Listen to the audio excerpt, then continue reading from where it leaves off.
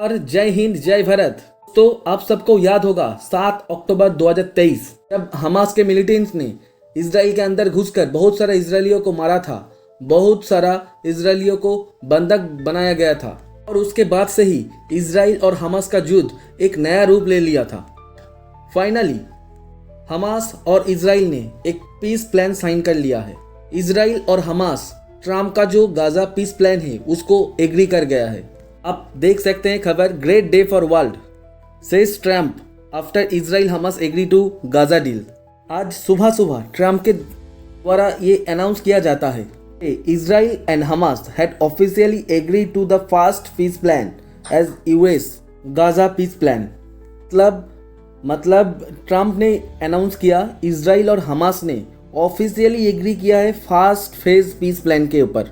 आपको याद होगा अभी कुछ दिन पहले 20 पॉइंट पीस प्लान वो लाया गया था, नेतन्याहू गए थे व्हाइट हाउस और उसके बाद ये पीस प्लान लाया गया था और वो एग्री कर गए। वो गए थे व्हाइट हाउस और वो एग्री कर गए थे। नेतन्याहू ने बोला था अगर हमास होस्टेजेस को रिलीज कर दे तो वो ये मान जाएगा, ये पीस प्लान को वो एक्सेप्ट कर लेगा। और भी कुछ पॉइंट थे लेकिन इसको लेकर काफ़ी आशंका थी कि हमास इधर मानेगा या नहीं मानेगा, ये जो 20 पॉइंट्स थे उसको एग्री करेंगे या नहीं करेंगे, क्या ये उसके ऊपर और भी डेवलपमेंट करेंगे, ये इस पॉइंट को हम नहीं मानेंगे। तो इसको लेकर काफ़ी आशंका थी हमास के ऊपर। लेकिन फाइनली इधर अपडेट जो आई है, फाइनली हमास और इसराइल ने ऑफिशियली एग्री कर दिया है फर्स्ट फेज पीस प्लान को। और ये जो डेवलपमेंट है इसको कंफर्म किया गया है दोनों के द्वारा। और साथ ही साथ जो मीडिएटर पार्टी है जैसे कतर, इजिप्ट, तुर्की, उन्होंने भी इस चीज़ को कंफर्म किया। और ये जो एग्रीमेंट है आप कह सकते हैं पहला फॉर्मल सीज फायर का स्टेप है। अभी तक बीच बीच में ये खबर आती थी इसराइल इस बातों को नहीं मानता है, वो फिर बम्बिंग करना स्टार्ट कर देता है। ये पहली बार आपको देखने को मिलेगा पहला फॉर्मल सीज फायर स्टेप है, दोनों कंट्री एग्री कर गया है, वो भी ऑफिशियली। ये डेवलपमेंट 2 साल बाद हो रहा है।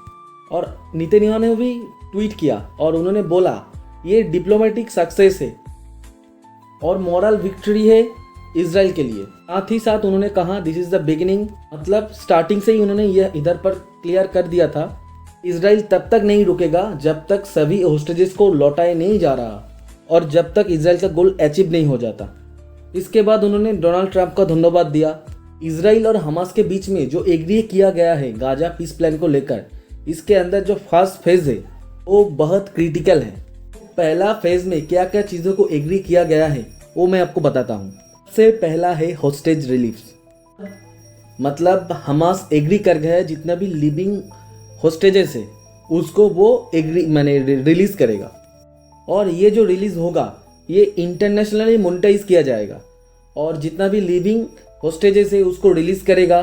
ये भी इसका भी कुछ घंटे या कुछ दिनों में ये जो भी उनका डिसाइडमेंट होगा।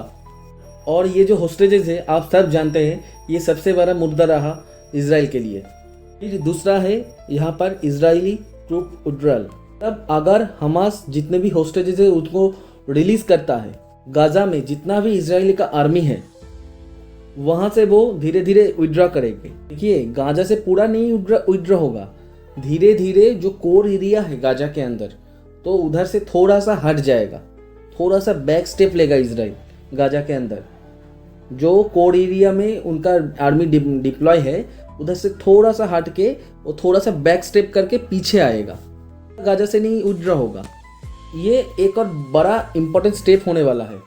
फिर तीसरा यहाँ पर जो इम्पोर्टेंट पॉइंट है तो प्रिजनर एक्सचेंज, मतलब यहाँ पर हमास ने जितने भी होस्टेज है उसको तो रिलीज कर रहा है लेकिन उसके बदले में इसराइल भी जितना भी, इसराइल के पास बहुत सारे फिलिस्तीनियन प्रिजनर्स है। पहले तो ये नंबर 2000 के आसपास बोला जा रहा था लेकिन जितना भी फिलिस्तीनियंस प्रिजनर्स है इसराइल उसको रिलीज करेगा, उसको हमास को दे देगा और ये एक्सचेंज होगा। ये होस्टेज इधर से एक्सचेंज करके इधर आएगा और इसराइल आपका फिलिस्तीन प्रिजनर्स को उधर दे देगा। और ये सब चीज़ सब कुछ इंटरनेशनल मोनेटाइजेशन होगा। जो कंट्री इधर मोनेटाइज कर रहा है ये सब उसके अंदर ही होगा। और ये exchange process staggered and conditional होगा, मतलब सिंपली एक एक स्टेप के बाद एक एक स्टेप को फॉलो किया जाएगा। मतलब पहले वाला स्टेप अगर फुलफिल नहीं हुआ तो दूसरे स्टेप पर बोल नहीं जाएंगे। फाइनली ये सब चीज़ होने के बाद ह्यूमैनिटेरियन एड का एक्सेस मिलेगा उधर। मतलब इजराइल सेना जब इधर से हट जाएंगे, थोड़ा सा बैक स्टेप करके पीछे चला जाएगा और ये सब चीज़ जब हो जाएगा तब अब सभी जानते हैं 2 साल से एड वगैरह कुछ भी नहीं मिल रहा है हमास के अंदर। बहुत सारा लोग भूखे मर रहे हैं, इधर मोर्टेलिटी का इशू है, मरी हो गई है एक प्रकार गाजा के अंदर। तो जितना भी एड प्रोवाइड करना है गाजा के अंदर तो सब कुछ आसानी से हो जाएगा, वो सब कुछ का एक्सेस मिलेगा उसके बाद। अच्छा, इसका इम्प्लीटेशन अगर टाइमलाइन मैं आपको बताऊं, अगले 48 आवर्स के अंदर इजराइल का कैबिनेट में ये इजराइल गवर्नमेंट कैबिनेट के अंदर ये इसका अप्रूवल आ जाएगा। उसके बाद 72 घंटे के अंदर होस्टेजेस को रिलीज एंड प्रिजनर का एक्सचेंज ये सब करना पड़ेगा। उसके बाद 5-7 दिन के अंदर इजराइल का जो ट्रूप्स है गाजा के अंदर वो धीरे धीरे बैक करके उधर से विड्रॉ करेगा और उसके बाद इमीडिएटली जो ह्यूमैनिटेरियन एड है उसके वो पहुंचाया जाएगा इमीडिएटली। और ये सब कुछ होगा आपका जो मीडिएटर कंट्रीज है उसके निगरानी में एंड डोनाल्ड ट्रंप के निगरानी में।